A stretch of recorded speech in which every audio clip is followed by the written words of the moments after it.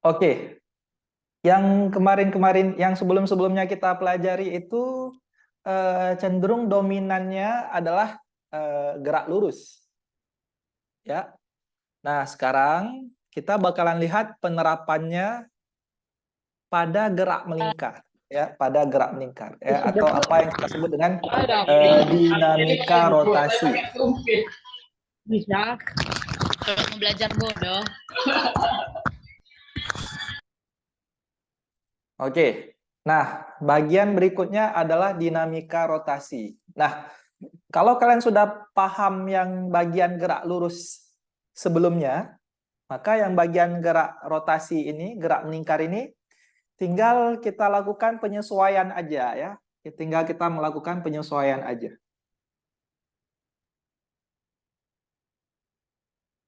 Oke, baik. Kembali ke yang bagian gerak lurus kemarin atau yang baru aja kita bahas, itu kita sudah bahas penyebab geraknya ya. Penyebab gerak itu kan gaya. Ternyata di gerak melingkar penyebabnya itu nggak cukup dengan gaya aja ya, nggak cukup dengan gaya aja. Oke, sebentar ya, agak macet sebentar.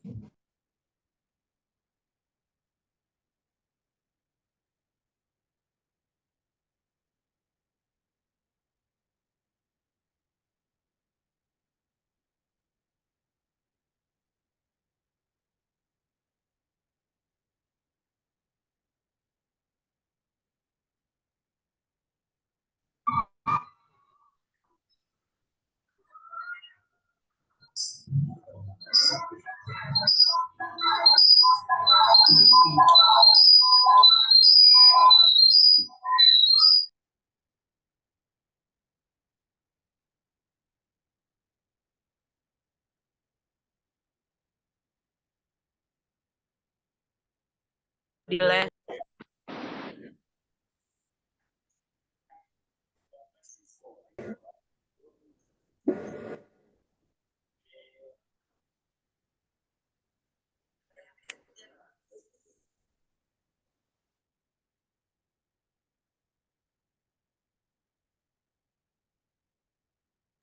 Maaf Pak, suara Bapak nggak kedengeran di sini.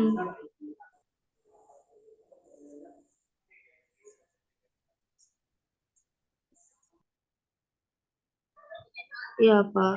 Nggak kedengeran. Cek, cek. Oke, maaf ya tadi. Sekarang sudah terdengaran? Kedengaran? Udah Pak. Oke, baik. Oke, berarti dari mana tadi? Dari ini ya. Ini sudah paham ya? Torsi F kali R itu adalah lengan gaya. Lengan gaya itu mestilah jarak poros ke gaya ya, jarak poros ke gaya. Jarak poros ke gaya, baik.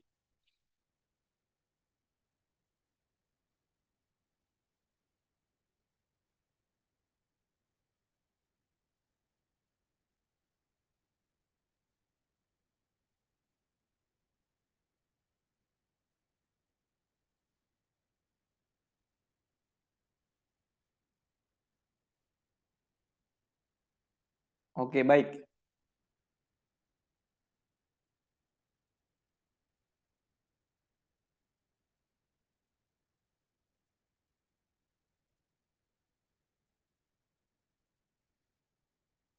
Nah, perhatikan lagi ya.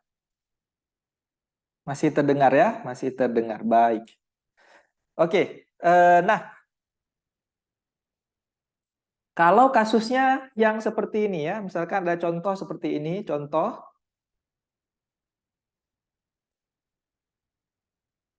Ini ada batang panjangnya L, kemudian diberikan porosnya misalkan di titik A, ya, kemudian bekerja gaya sebesar F. Kalau ditanya lengan gayanya itu berapa L? Coba. Oke, maka jawabannya lengan gayanya itu sama dengan ya R-nya sama dengan adalah 3/4 L ya. 3/4 L. Yang mana itu 3/4 L?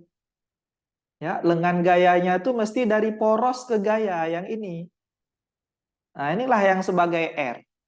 Ya. Maka dari gambaran tersebut kita bisa buat R-nya itu adalah panjang keseluruhan yaitu L dikurang dengan 1/4 L ya. Maka R-nya itu sama dengan 3/4 L ya. Maka torsinya, kalau ditanya torsinya, itu sama dengan F kali R sama dengan F kali 3/4 L ya, seperti itu. Nah, itu bagian pertama ya.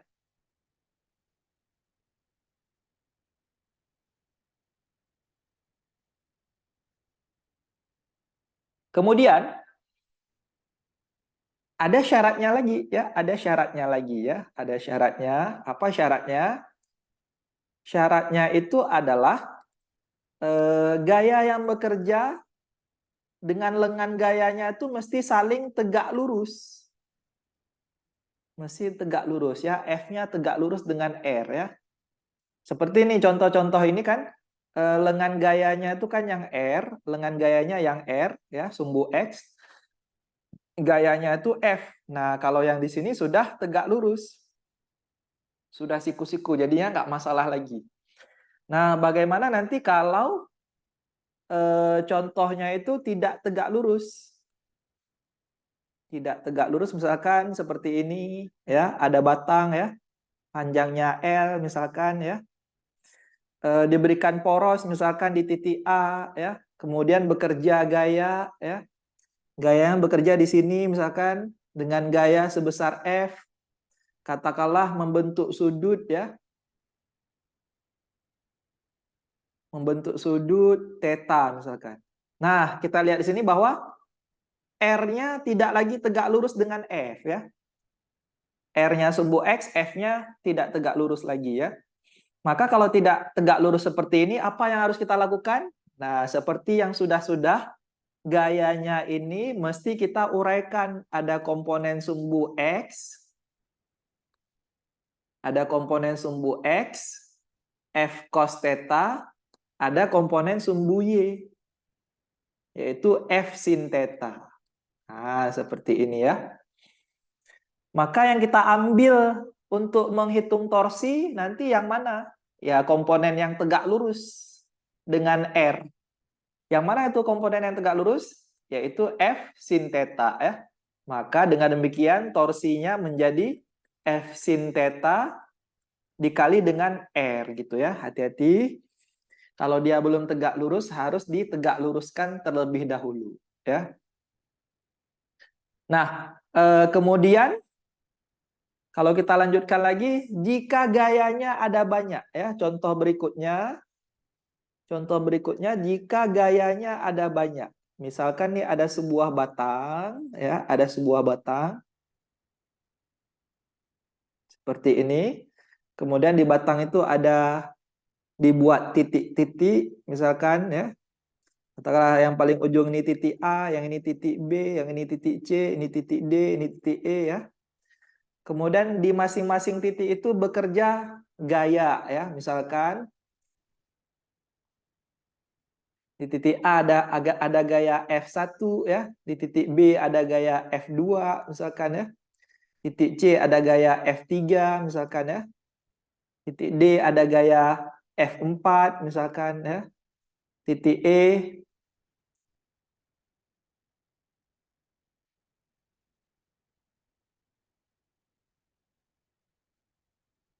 Oke, titik E misalkan ada gaya F5 misalkan.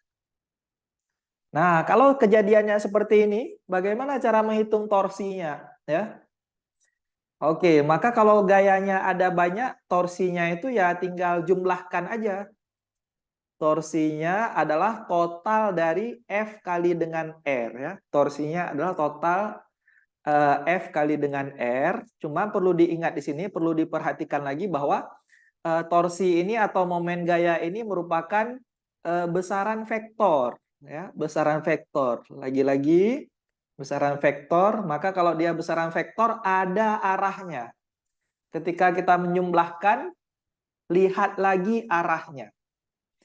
Nah, arah torsi kita bisa wakilkan dengan arah rotasi. Arah rotasi itu ada dua, ya, ada dua macam. Ada searah jarum jam, kemudian satu lagi ada berlawanan jarum jam. Nah, seperti ini, ya. Misalkan kita sepakati berlawanan searah jarum jam dengan negatif, misalkan yang searah jarum jam, misalkan kita pilih positif, gitu, ya. Nah, maka dengan demikian, misalkan ditanya torsi terhadap poros A, torsi terhadap poros A. Maka dengan demikian, F1-nya tidak perlu dihitung lagi. Kenapa? Karena nanti R-nya, ya, nanti kan torsinya, nanti torsi di titik A kan nanti kita bisa buat F1 kali R1 gitu kan, F1 kali R1. Kita bakalan temukan nilai R1 nanti itu adalah 0. Kenapa R1-nya 0? Karena pengertian R tadi adalah, ya, jangan lupa R itu adalah lengan gaya, yaitu jarak dari poros ke gaya. Berarti R1 itu adalah jarak F1 ke poros. Karena porosnya itu kita pilih titik A, berarti jarak F1 ke titik A itu kan 0. Ya, makanya R-nya 0. Ya. Jadi sebenarnya tidak perlu kita hitung lagi untuk F1. Maka kita tinggal hitung untuk F2, F3, F4, dan F5-nya ya. Ya, yang F5 dulu ya, yang F5 dulu jangan lupa yang F5 itu harus kita lakukan penguraian ya. Ada komponen X, misalkan di sini sudutnya, berarti ini F5 cos theta, F5 cos theta, dan sumbu Y itu F5 sin theta. Nah, gitu ya. Nah, sekarang kita lihat F2 terlebih dahulu. Kita akan melihat F2-nya. F2 nanti akan menghasilkan putaran kemana nih? Searah jarum jam atau berlawanan jarum jam? Nah, kalian bisa bayangin sendiri nih. Misalkan ada sebuah batang ya, batang AB, C, D, E ini ya, batang AE ini. Dipaku di titik A. Ditahan sebagai poros di titik A. Kemudian diberikan gaya ke arah bawah nih. Ya, ke arah bawah. Maka kalian bisa intuisikan sendiri pasti bakalan muncul rotasinya tuh ke arah sini kan? Nih, ya, ke arah sini. Nah, arah ini merupakan kita sebut arahnya itu adalah searah jarum jam. Maka untuk F2 itu menghasilkan putaran searah jarum jam. Yang kalau searah jarum jam tadi kita sudah pilih arahnya itu sebagai negatif ya. Berarti nanti jadinya min F2 kali R2 gitu ya. Nah, kalau F3 sendiri gimana arahnya?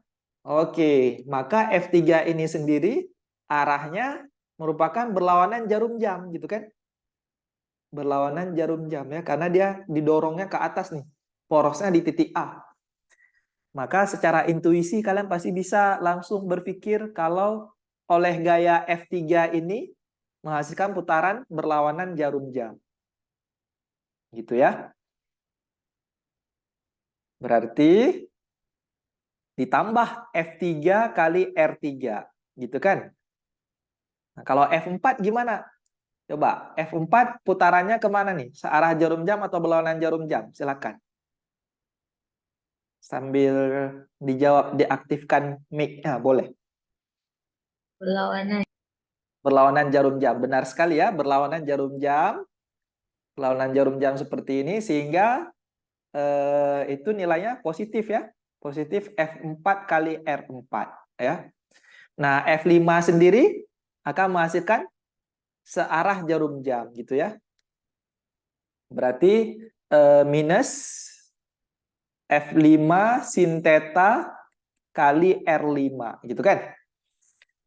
Nah, ini dia nanti penjabarannya ya, torsinya ya. Lihat lagi arah-arahnya. Oke, baik. Kemudian bagian berikutnya adalah sifat kebendaannya ya. Sifat kebendaannya itu diwakili oleh besaran yaitu momen inersia. Momen inersia. Nah, apa itu momen inersia? Momen inersia itu seperti pemberat ya, inersia ya. Pemberat untuk gerak rotasi. Untuk gerak rotasi. Kalau digerak lurus kan pemberatnya itu massa. Maka kalau digerak melingkar atau gerak rotasi namanya momen inersia gitu ya. Ya, misalkan ada sebuah benda titik ya, sebuah benda titik bermassa m bergerak rotasi ya, berputar, bergerak rotasi ya, berputar terhadap poros ya. Porosnya misalkan ini, di mana jaraknya terhadap poros misalkan r. Maka benda tersebut menyimpan momen inersia sebesar m kali r kuadrat ya. M kali r kuadrat. Oke. Supaya tidak beradu, kita buat keterangannya di sini. I adalah momen inersia. Satuannya berarti jadi kilogram meter kuadrat gitu ya. Kalau bendanya ada banyak, ya jika bendanya ada banyak langsung aja dijumlahkan sigma M kali R kuadrat ya. Nah, gampangnya yang bagian momen inersia tidak perlu arah. Jadi kalau dijabarkan jadinya I sama dengan M1 kali R1 kuadrat ditambah M2 kali R2 kuadrat ditambah M3 kali R3 kuadrat dan seterusnya gitu ya. Oke, baik. Kemudian ada benda-benda tertentu yang sifatnya simetris ya. Yang momen inersianya tuh sudah diturunkan sehingga kita bisa langsung dapat nilai konstantanya ya. Bentuk-bentuknya tuh Bapak klasifikasikan jadi 3 ya. Pertama ada bentuk batang. Bentuk batang. Kemudian di bentuk batang ini terbedakan lagi kasusnya menjadi 2, yaitu ada porosnya di tengah. Porosnya di tengah, yang kedua ada porosnya di ujung. Porosnya di ujung ya. Perlu diingat momen inersia ini hanya berlaku untuk benda yang bergerak rotasi. Kalau bendanya tidak bergerak rotasi, tidak perlu pembahasan ini ya. Balik lagi ke pembahasan yang sebelum-sebelumnya, hukum Newtonnya ya. Poros di tengah maksudnya apa? Ketika batangnya ini, misalkan ada batangnya ini misalkan panjangnya sepanjang L, panjangnya L misalkan,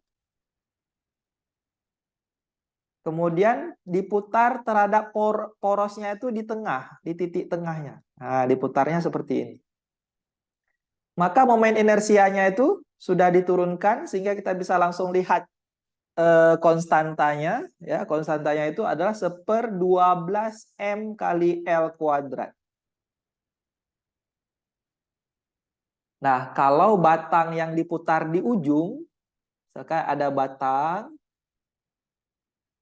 poros putarannya itu di ujung, ya berarti di sini misalkan berputarnya seperti ini, porosnya di ujung, seperti ini ya. Panjangnya juga L, misalkan panjangnya juga L,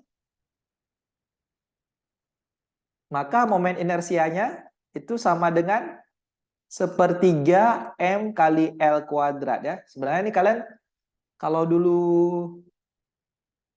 sudah kelas 3 sekarang berarti sudah pernah kelas 2 ya, sudah pernah kelas 11. Di kelas 11 ada pelajaran tentang ini ya.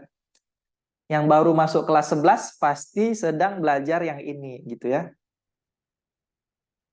Kemudian klasifikasi yang kedua ada bentuk silinder. Ada bentuk silinder.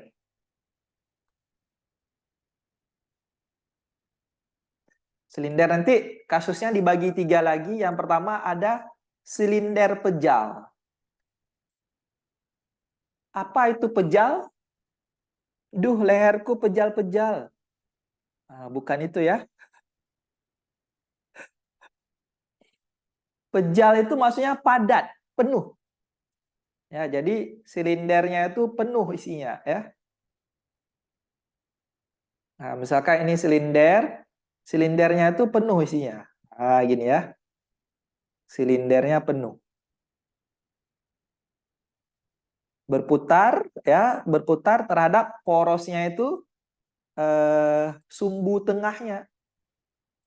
Nah, ini porosnya sehingga silindernya itu berputar seperti ini. Ya. Maka momen inersianya itu nanti sama dengan 1/2 M kali R kuadrat. Yang mana R-nya? Ya, R-nya itu adalah ini jari-jari silindernya R, ya. Oke, itu yang pertama. Yang kedua, ada silinder kosong ya, silinder kulit tipis. Jadi ini betul-betul kulit aja, tidak ada isi. Kulit tipis. Misalkan kaleng Fanta ya, kaleng Fanta itu silinder kulit tipis ya. Atau kaleng Coca-Cola itu ya. Jadi dia kosong, tengahnya itu kosong. Nah, betul-betul kulit aja. Berputar terhadap poros tengah ya, porosnya di tengah.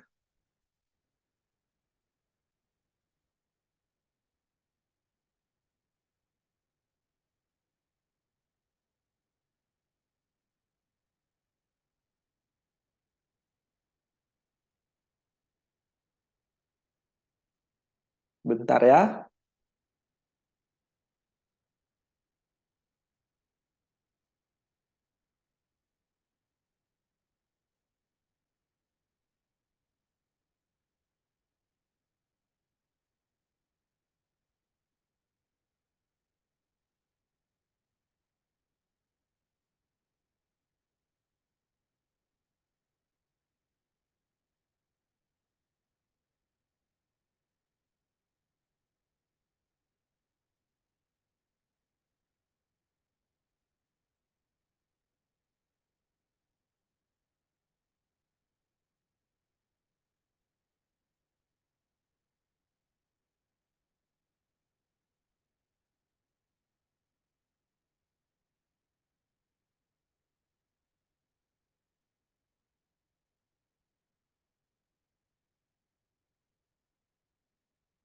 Oke, yang chat tadi, yang chat Nur Syadila ya, belum masuk grup, sudah Bapak balas WA grupnya ya, link WA grupnya di chat ya.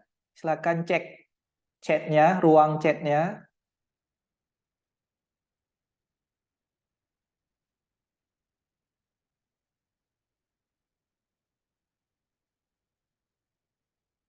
Oke, baik. Kita lanjutkan ya.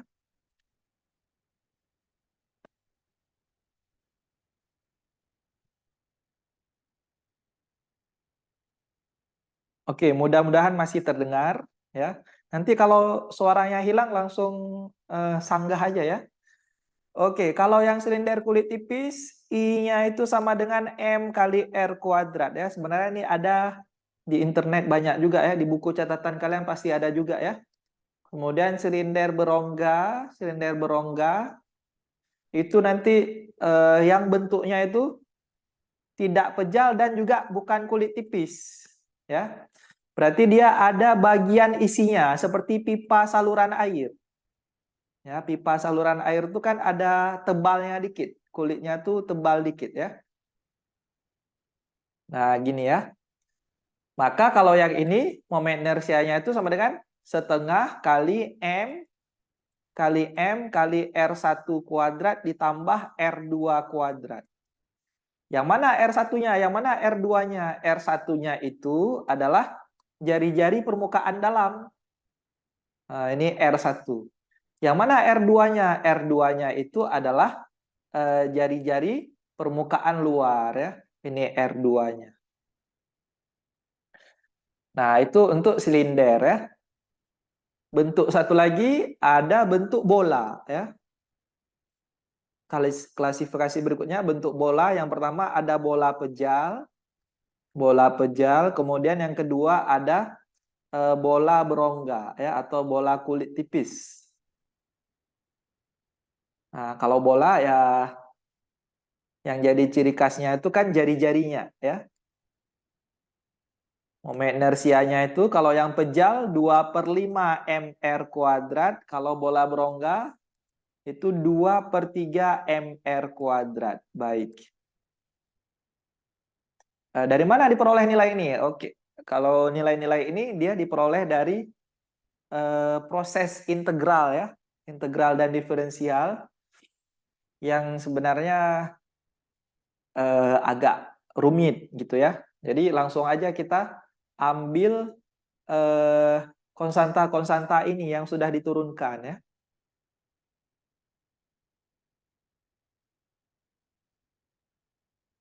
Jadi nanti kalau ada soal kalian lihat aja nanti bentuknya yang mana gitu ya. Misalkan contoh nih, contoh aja. Contoh aja misalkan ada katrol. Nah, sistem katrol misalkan. Ada katrol misalkan seperti ini.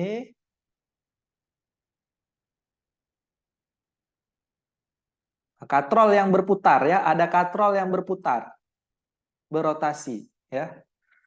Kira-kira itu nanti momen inersianya kita pakai yang mana? Batangkah, silinderkah, bolakah? Kalau katrol yang mana?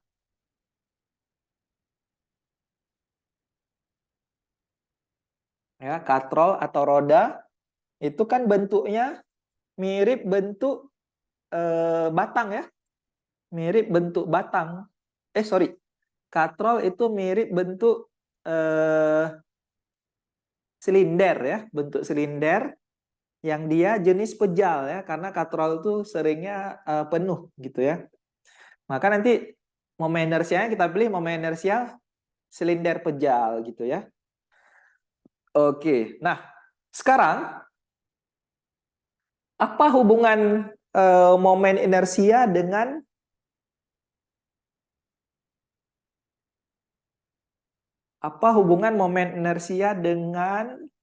torsi tadi ya? Dengan torsi tadi, hubungannya apa? Karena kita belajar ya seperti yang tadi kita sudah sampaikan kan, belajarnya itu harus mampu mengkoneksikan ya, mampu menghubung-hubungkan poin-poin yang sudah ada gitu kan. Jadi ini silinder pejal. Oke, nah hubungannya sama seperti hukum 2 Newton yang sudah kita pelajari sebelumnya ya. Hukum 2 Newton. Hukum 2 Newton untuk gerak lurus yang kemarin. Apa? Sigma F sama dengan M kali A ya. Sigma F sama dengan M kali A. Ini untuk gerak lurus ya. Gerak lurus atau apa yang disebut dengan gerak translasi. Nah, jadi analoginya sama ya.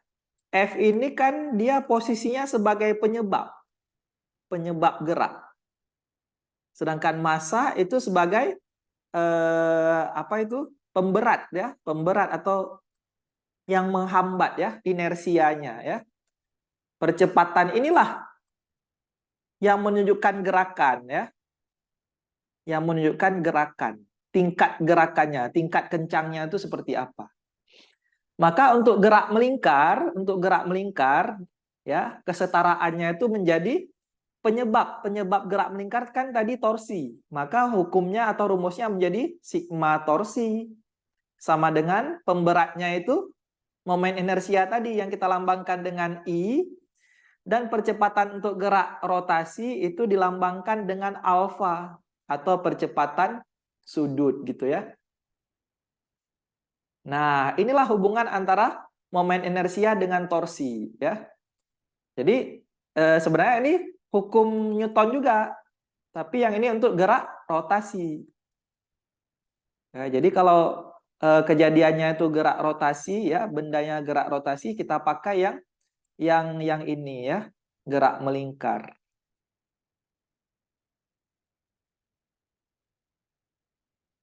Nah, jadi dengan demikian kita lihat ada kesetaraan antara gerak lurus dengan gerak rotasi ya, ada kesetaraan antara gerak lurus dan gerak rotasi yang kita bisa ringkas dia dalam bentuk tabel aja ya.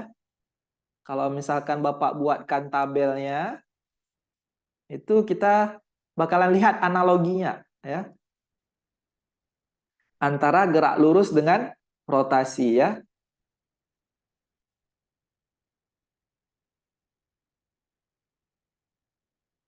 Oke, misalkan yang sebelah kiri Bapak buat itu gerak lurus, bagian gerak lurus itu atau translasi.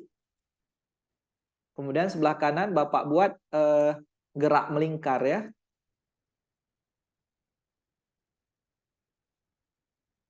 Atau rotasi ya. Nah, di gerak lurus kita sudah belajar tadi atau kemarin ya. Penyebab geraknya apa? Penyebab gerak lurus itu adalah gaya ya, atau apa yang kita lambangkan dengan F ya kan. Kalau di gerak melingkar penyebabnya itu tadi adalah torsi. Penyebabnya adalah torsi, kita lambangkan dengan tau gitu kan. Oke, inersianya apa? Pemberatnya. Penghambat atau pemberatnya itu, tingkat kesulitannya itu, di sini ada massa kan? Maka penyebab di sini apa? Pemberat yang di bagian gerak melingkar, pemberatnya itu adalah momen inersia, ya. Sehingga berdasarkan rumus tadi ada F sama dengan M kali A, maka di torsi itu tadi ada I kali alfa, kan? I kali alfa. Artinya apa? Berarti percepatan yang dilambangkan dengan A bakalan setara dengan apa yang disebut dengan percepatan sudut. Ya, percepatan sudut dilambangkan dengan alfa, ya, dilambangkan dengan alfa. Nah, itu kesetaraannya, ya. Gitu juga dengan yang lain-lain. Misalkan di gerak lurus ada jarak kan, jarak tempuh. Misalkan jarak tempuh kita lambangkan dengan S. Maka gerak melingkar dia setara dengan sudut tempuh. Setara dengan sudut tempuh dilambangkan dengan theta. Ya. Kemudian kalau di gerak lurus ada kecepatan, ya, kecepatan misalkan V, ya, kecepatan atau kelajuan, ya. Kita bahas ininya aja, ya, skalarnya aja. Maka kalau di gerak melingkar disebut dengan kecepatan sudut. Kecepatan sudut dilambangkan dengan omega. Nah, ini ya kecepatan sudut. Nah, ini kesetaraannya, ya. Oke, kalau di gerak lurus ada momentum. Momentum yang baru aja kita pelajari tadi, lambangnya P. Maka di gerak melingkar ada momentum sudut. Momentum sudut. Lambangnya adalah L. Nah, masih ingat nggak tadi apa rumus momentum? Momentum rumusnya kan M kali V tadi. Maka momentum sudut jadi apa? Nah, lihat nih kesetaraannya. Massa, ya kan, M kali V. Massa jadi I kan di gerak melingkar. Berarti rumus momentum sudut jadinya I dikalikan dengan V. V itu jadi omega. Maka jadinya I kali omega gitu, ya. Momentum sudut. Kemudian sebelumnya kita sudah kenal energi kinetik. Nah, di sini ya. Energi kinetik. Masih ingat nggak kemarin? Apa rumus energi kinetik? EK sama dengan setengah MV kuadrat. Nah, ternyata rumus itu hanya berlaku untuk gerak lurus aja. Ya, energi kinetik translasi namanya, ya. Translasi. Maka untuk energi kinetik rotasi dia berubah menjadi setengah, M-nya jadi I, P-nya jadi omega, ya, setengah I omega kuadrat. Nah, jadi ini ada penyesuaian untuk gerak melingkar, ya. Oke.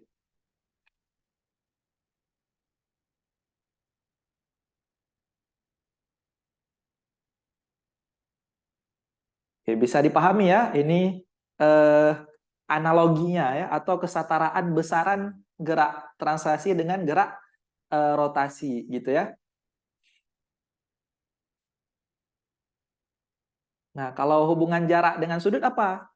Sudut itu nanti sama dengan jarak dibagi dengan jari-jari rotasi. Omega itu V dibagi dengan jari-jari rotasi, ya. Alfa itu percepatan dibagi dengan jari-jari rotasi, ya. Momen inersia kita bisa ringkas rumusnya menjadi K kali MR kuadrat, ya. Pak, Di mana ada K gangguan itu jaringan tadi, bergantung Pak. pada, Maaf, Pak. ya, gimana?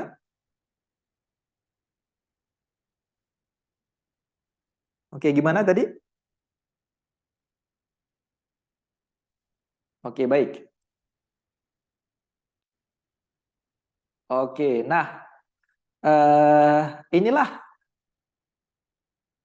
konsep, ya, konsep untuk digabungkan dengan gerak melingkar lagi, ya, digabungkan dengan gerak melingkar lagi.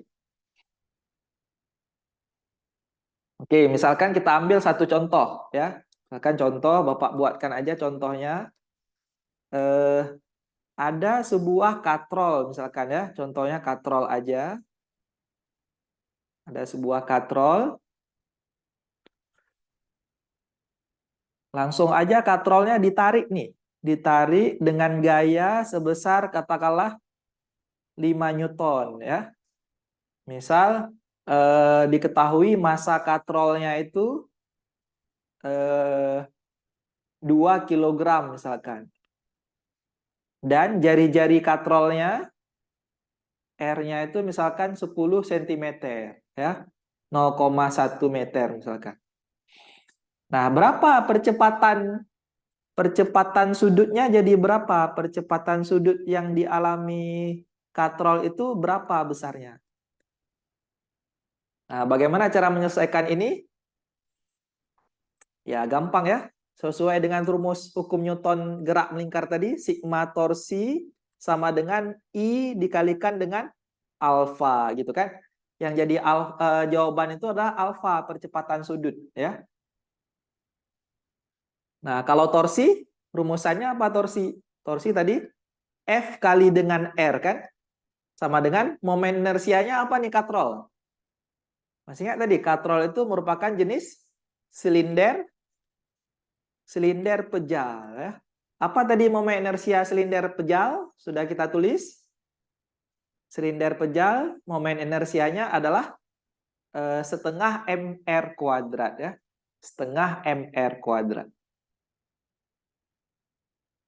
Berarti ini jadinya setengah mr kuadrat kali alfa gitu kan. Nah, untuk F kali R-nya berapa? F-nya itu kan besar gaya F itu 5. Kali R-nya berapa? R itu apa tadi? Lengan gaya. Apa itu lengan gaya? Jarak yang dibentuk antara poros dengan gaya. Berarti kan yang ini. Nah, ini R-nya. Ternyata lengan gayanya di kasus ini sama dengan jari-jari benda. Ya, sama dengan jari-jari benda. Berarti kita bisa tulis R-nya itu 0,1 ya. Sama dengan setengah kali massa katrolnya itu 2 dikali 0,1 kuadrat dikali alfa kan gitu. 0,1-nya kita bisa coret 1 ya. 2 dengan 2 sehingga tinggalnya 5 sama dengan 0,1 alfa. Berarti alfa sama dengan 50 radian per sekon kuadrat. Nah, seperti itu ya penggunaannya ya, penggunaannya. Oke.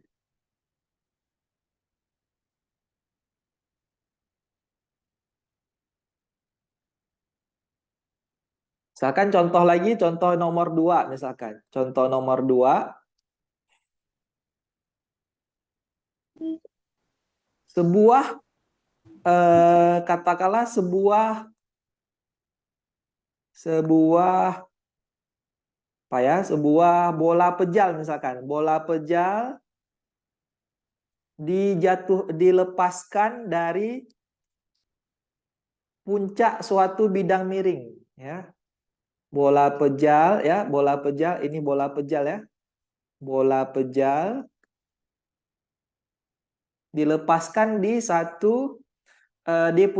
puncak suatu bidang miring yang ketinggiannya katakanlah ketinggiannya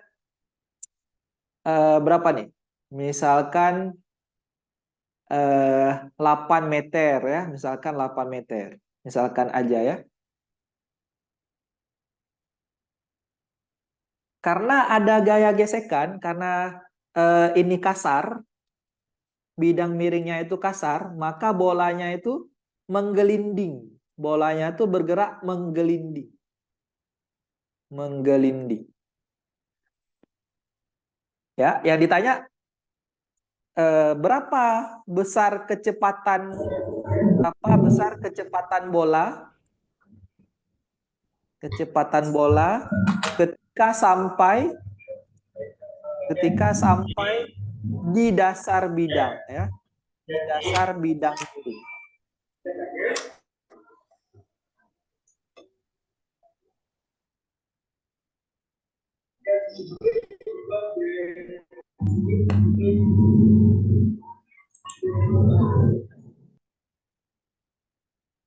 Oke. Nah, bagaimana cara mengerjakan soal ini?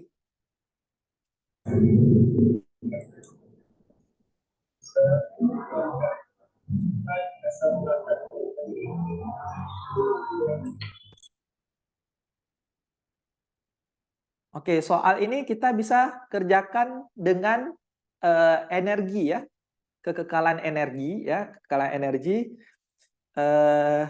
Mula-mula di titik paling atas. Di titik paling atas bendanya itu punya energi potensial ya. Nah, ketika dia menggelinding sampai posisi paling bawah ya. Posisi paling bawah, energi potensialnya diubah menjadi ya, energi potensialnya bakalan diubah menjadi energi kinetik ya, energi kinetik. Cuma energi kinetiknya itu energi kinetik yang mana nih yang kita pakai?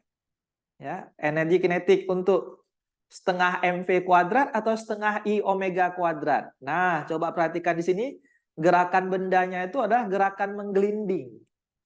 Menggelinding maknanya adalah kombinasi antara gerak lurus dan gerak rotasi ya, dan gerak melingkar gitu ya. Jadi kombinasi antara translasi dan rotasi. Maka EK-nya tuh EK benda menggelinding ya. Artinya apa? Berarti EP bakalan berubah menjadi EK gelinding. Jadinya kalau kita jabarkan EK translasi ditambah dengan EK rotasi gitu ya. Kalau kita turunkan lagi, EP rumusnya MGH, EK translasi setengah MV kuadrat ditambah EK rotasi setengah setengah I kali omega kuadrat gitu kan. Oke, kalau kita jabarkan lagi jadinya MGH sama dengan setengah M kali V kuadrat ditambah setengah momen inersia. Rumusnya itu kan berdasarkan benda, tapi bentuk umumnya tadi kita sudah tulis bentuk umumnya jadinya yang ini ya, momen inersia. Bentuk umumnya yang ini. Oke, kita isi kemari. Kita isi kemari, bentuk umumnya tadi adalah K kali MR kuadrat dikali omega. Omeganya itu kita jabarkan jadi apa tadi? Bentuk V per R. Ya. Kena kuadrat jadinya V kuadrat per R kuadrat. Ya. Nah, sehingga kita bisa coret R kuadratnya ini. Ya, kemudian kita lihat bentuknya itu ada kesamaan ya bentuknya ini. Ini dengan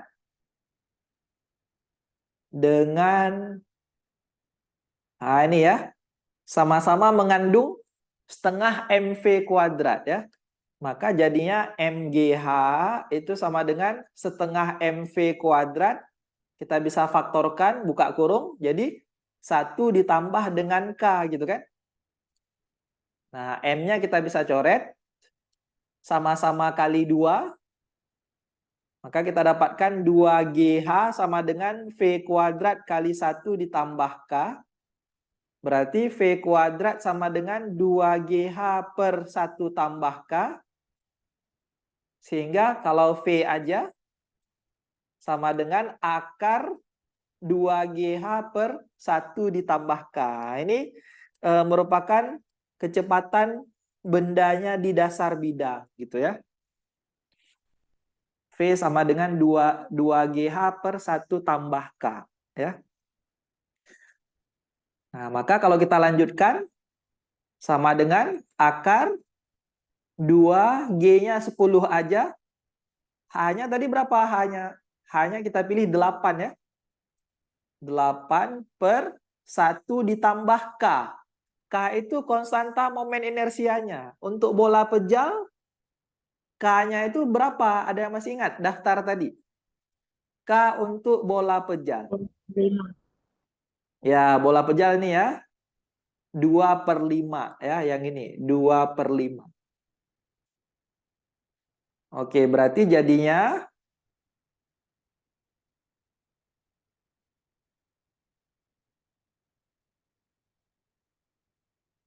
Nih ya. 1 tambah 2/5 gitu kan. Berarti sama dengan akar gitu ya. Akar 16 kali 10 per 7/5 ya, per 7/5. Sehingga kalau kita buat ini ya, akar 16 kali 50 per 7 gitu kan. Berarti sama dengan 4 akar 50 per 7 ya. 50 bagi 7 ya, kita bisa dekatkan 49 bagi 7 ya. Jadinya mendekati ya, mendekati 4 akar 7 jadinya ya, meter per sekon. Nah, ini ya caranya. Oke.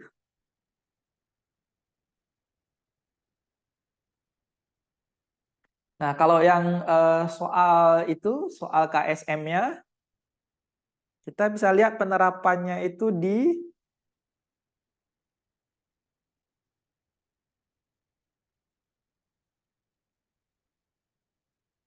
Nah, misalkan ada soal seperti ini. Ini soal KSM di file 2021 ya. Kalau file 2022-nya kayaknya sudah habis dibahas ya dengan Pak Andi Mustari ya.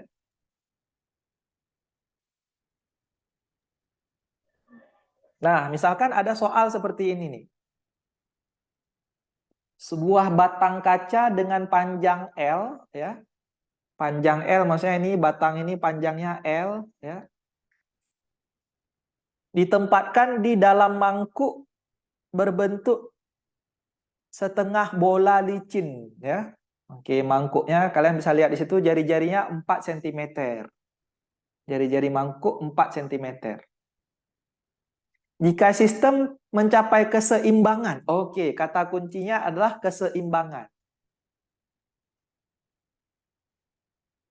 Nah, apa ini makna keseimbangan? Keseimbangan berarti tidak maksudnya keseimbangan itu stabil ya. Stabil ya. Maknanya stabil. Stabil itu berarti penyebab perubahannya itu mesti ditiadakan ya. Harus ditiadakan. Nah, perubahan di sini maksudnya perubahan dalam bentuk gerak ya, perubahan gerak maksudnya. Nah, penyebab perubahan geraknya itu harus ditiadakan baru mencapai kondisi keseimbangan atau stabil gitu kan. Nah,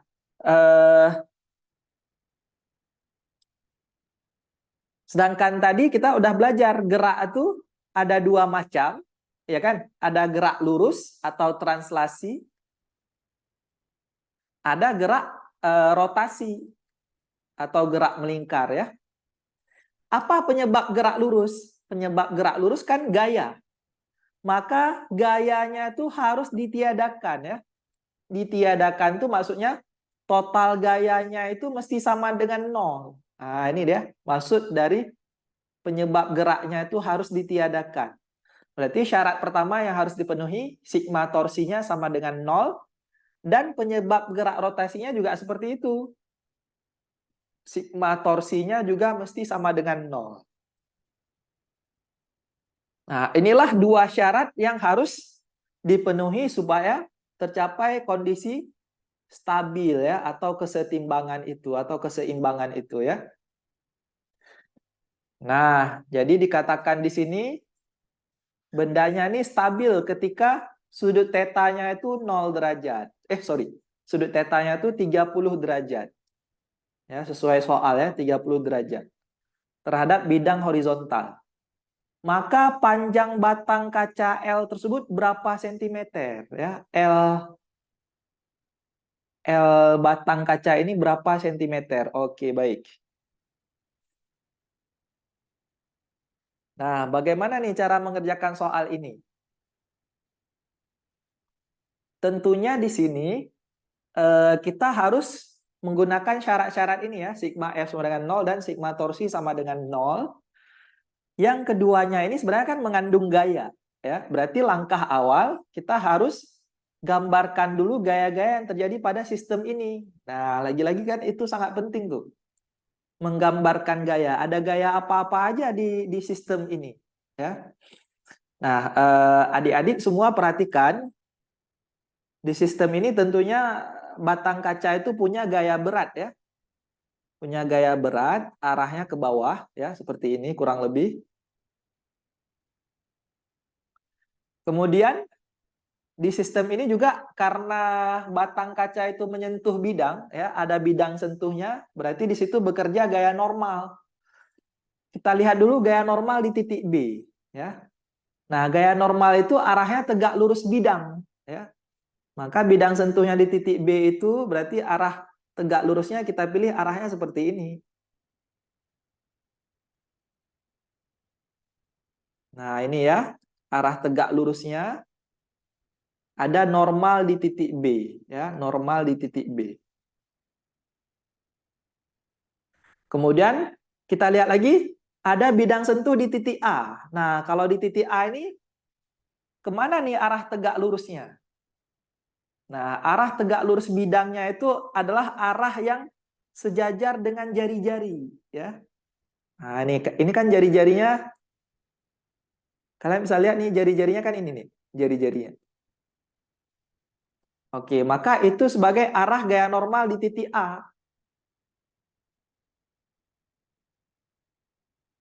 Arah gaya normal di titik A ini ya, normal A.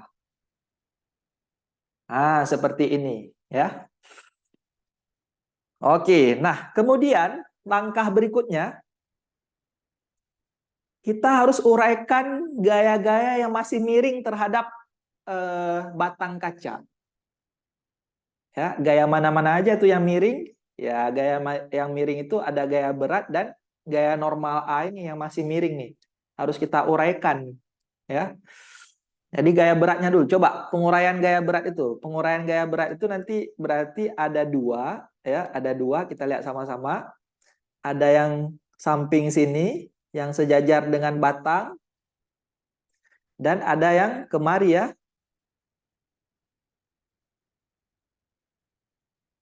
Ada yang sumbu Y ya. Jadi sumbu XY-nya itu jadinya ketentuannya ya seperti ini, ikut batang dia. Nah, ini sumbu XY-nya. Nah, sudut tetanya atau 30 derajatnya di sini nih. Ya, sudut ini bakalan sama dengan sudut yang di situ ya. Sehingga komponen sumbu Y-nya jadi W cos theta di mana sudutnya ada 30 derajat ya. Dan komponen sumbu X-nya itu W sin theta ya. Nah, kemudian untuk NA gimana nih? Penguraian gaya untuk yang gaya normal A ya. Nah, lagi-lagi ada yang sejajar kawat, sejajar batang kaca. Sejajar batang kaca yang ini. Kemudian yang kedua ada yang tegak lurusnya ya. Tegak lurus batang kaca. Oke, yang ini ya.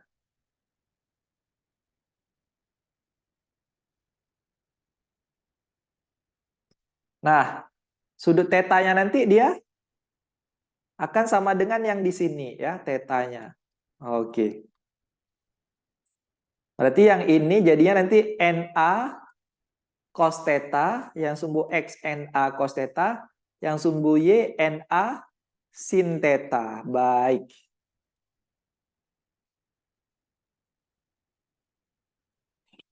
Nah, yuk kita coba terapkan dulu syarat-syarat tadi ya.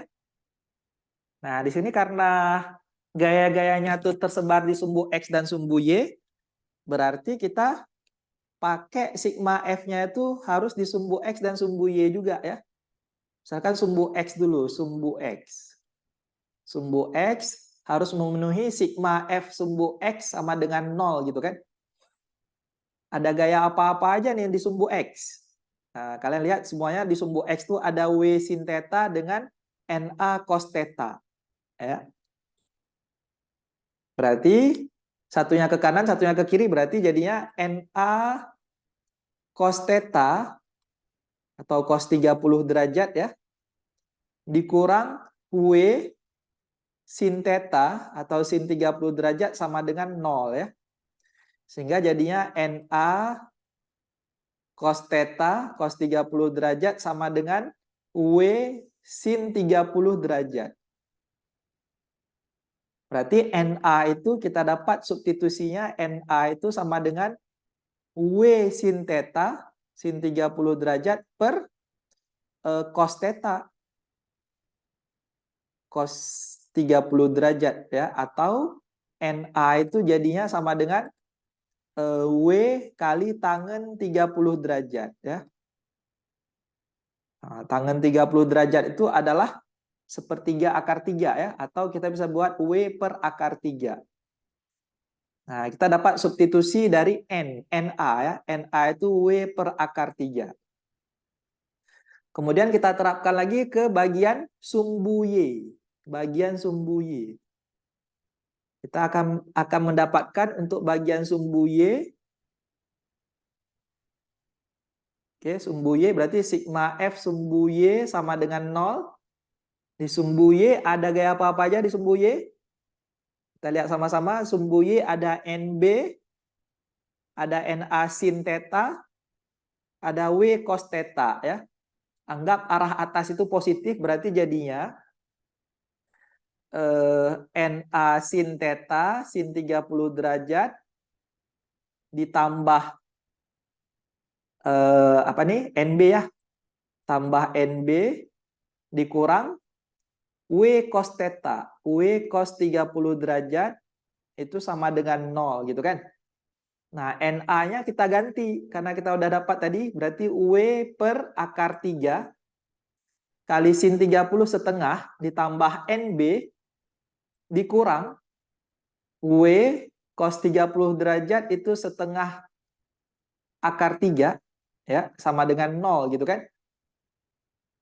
Berarti NB-nya itu sama dengan apa nih jadinya? Setengah akar 3W itu jadi positif dikurang setengah W per akar 3. Kan gitu. Berarti NB-nya, substitusi NB-nya kita dapat setengah akar 3W dikurang. Ini jadinya kita rasionalkan dulu boleh ya. Sama-sama kali akar 3 per akar 3.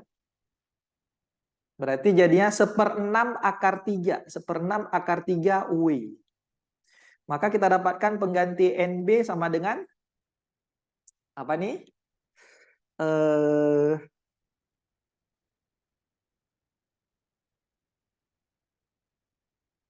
3/6 akar 3W dikurang 1/6 akar 3. Berarti NB, kita dapatkan NB itu adalah 2/6 akar 3W, atau NB kita sederhanakan jadinya 1/3 akar 3W. Nah, ini substitusi dari NB. Oke. Nah, kembali ke soalan tadi ya, yang ditanya adalah panjang batang ya, L-nya berapa? Ya, L dari ujung ke ujung tuh berapa ya? Nah, di sini kita bakalan terapkan satu syarat lagi, yaitu sigma torsi tadi ya. Sigma torsi ya.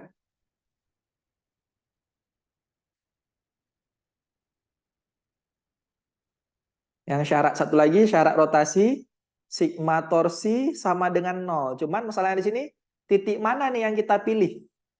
Ya. Titik mana yang kita pilih untuk menghitung torsinya ya?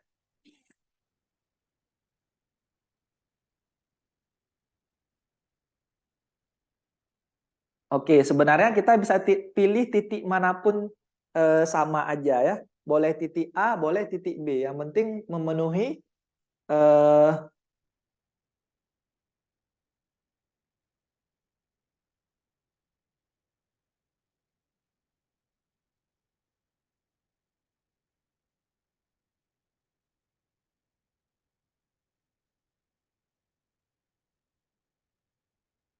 Nah, nanti mulai sigma torsi sama dengan 0 ya.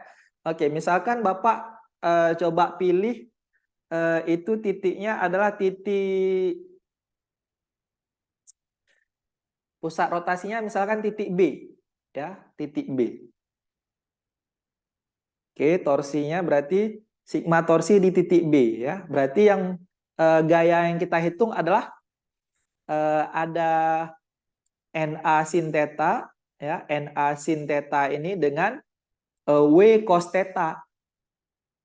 Yang NA sin theta mengalami putaran searah jarum jam, yang W sin theta, W cos theta mengalami putaran berlawanan jarum jam.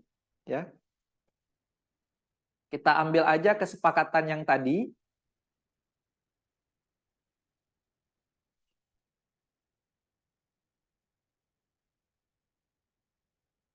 Atau bolehlah supaya lebih gampang ya. Supaya lebih gampang kita pilih aja porosnya itu titik B titik A ya, porosnya sebagai poros itu titik A. Berarti yang bekerja nanti ada NB ya, karena nggak perlu cos sin lagi, NB dengan W cos 30 ini.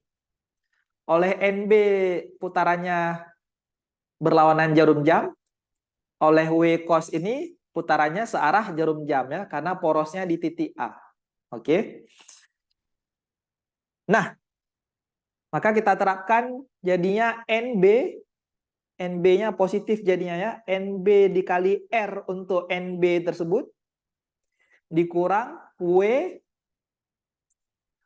cos 30 ya.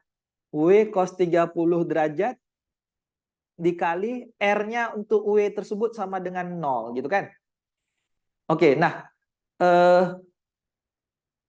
lengan gaya untuk NB. Yang mana tuh lengan gaya untuk NB? Nah, lengan gaya untuk NB itu adalah jarak dari poros ya, dari poros ya. Dari poros ke gaya ya. Yang mana itu jarak dari poros ke gayanya? Oke, kita bisa lihat sama-sama poros ke gayanya itu ya ini kan. Nih. Nah, ini ya. Ini juga belum diketahui berapa. Ya, RA ya. Kita misalkan itu sebagai RAB. Berarti NB kita udah dapat tadi substitusinya NB itu sama dengan sepertiga akar 3W. Oke. Berarti ini jadinya sepertiga akar 3W kali RAB dikurang dengan W cos 30 setengah akar 3 kali RW. Yang mana RW itu? RW itu adalah jarak dari poros ke gaya ya. Lagi-lagi jarak dari poros ke gaya. Yang mana itu? Porosnya kan titik A. Gayanya itu ya ini. Nah, gaya berat itu pasti di tengah-tengah. Ya, pasti di tengah-tengah. Berarti poros ke gaya berat itu setengahnya L ya. Kali setengah L. Kali setengah L sama dengan 0. Oke, baik. Sudah lewat waktunya sedikit lagi ya. Nah, di sini kita bisa lakukan penyederhanaan ya. Jadinya yang kita coret itu adalah akar 3 kita bisa coret, akar 3 bisa kita coret, W bisa kita coret ya. Maka jadinya sepertiga RAB sama dengan 1/4 L. Berarti RAB itu sama dengan 3/4 L ya. Kita dapatkan RAB sama dengan 3/4 L. Oke, nah sekarang gimana cara menemukan L-nya itu berapa ya? Nah, sekarang Bapak ajak kalian untuk menemukan segitiga siku-siku ya. Nah, kita bisa tarik garis lurus kemari. Tarik garis lurus kemari ya. Kemudian kemari gitu kan? Nah, maka kita temukan segitiga siku-siku nih yang ini. Ya, kalau Bapak keluarkan kemari ya segitiga siku-sikunya, berarti diperoleh ini kemari, kemari gitu kan. Siku-sikunya di sini nih. Yang ini 30 derajat. Sorry. Yang ini 30 derajat. RAB itu sisi ini. Ini RAB. Sedangkan dari ujung ini ke ujung sana itu adalah 2 kali R, 2 kali jari-jari 2 kali jari-jari mangkok itu ya, 2 kali R. Nah, hubungan trigonometri apa nih yang terbentuk di sini? Kita bisa lihat sama-sama hubungan trigonometri cos ya kan? Cos theta sama dengan RAB per dengan 2R. Berarti RAB-nya sama dengan 2R kali cos 30 derajat ya. Maka jadinya RAB sama dengan 2R kali setengah akar 3. Berarti RAB sama dengan R kali akar 3. Oke, kita dapatkan substitusinya. Kita masukkan kemari. Berarti jadinya R akar 3 sama dengan 3/4L. Berarti L-nya sama dengan 4/3 kali R akar 3 gitu kan. Berarti L-nya sama dengan 4/3 kali jari-jarinya tadi, ada yang masih ingat? Jari-jarinya 4 cm ya. Jari-jarinya 4 cm. 4 cm dikali akar 3. Nah, kita bisa hitung langsung. Pakai kalkulator aja ya. 4 dikali 4 dikali 3. Oke, dibagi 3 maksudnya. Dibagi 3 dikali akar 3 ya. Maka dapatnya 9,237 cm ya. Maka panjang batangnya adalah 9,237 cm. Oke. Oke, yang mendekati adalah 9,238 ya. Maka jawabannya yang C. Nah, oke. Begitulah pembahasan untuk yang soal di KSM-nya itu ya. Apakah ada pertanyaan? Kalau ada, kita bakalan tampung pertanyaannya di sesi berikutnya ya. Untuk sesi ini kita akhiri dulu sampai di sini ya. Assalamualaikum warahmatullahi wabarakatuh. Waalaikumsalam warahmatullahi wabarakatuh. Waalaikumsalam warahmatullahi wabarakatuh.